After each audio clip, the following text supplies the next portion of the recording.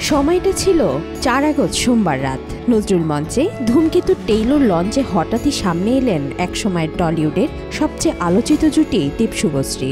বহু বছর পর তাদের একসঙ্গে দেখে স্তব্ধ হয়ে গেল গোটা টলিউড। আলোচনার ঝড় উঠল চারদিকে, কারো চোখ দীপ শুভশ্রীতে আর কারো চোখ রাজ চক্রবর্তীর দিকে।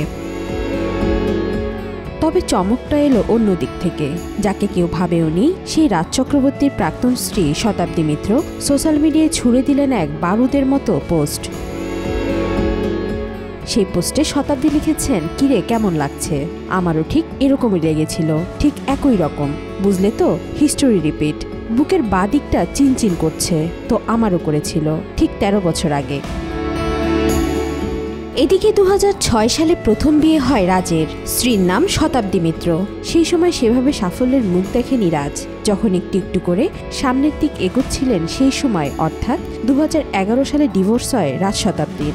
এরপর রাজের জীবনে আসে পায়েল, শুভশ্রী, মিমি, আর সর্বশেষ ২০১৮ সালে শুভশ্রীকে বিয়ে ও এখন তারা ২ সন্তানের মা বাবা।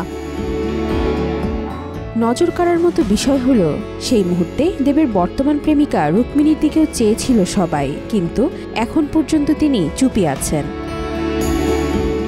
ওয়াহিদা পারভীন ঈশিতা, আজকাল।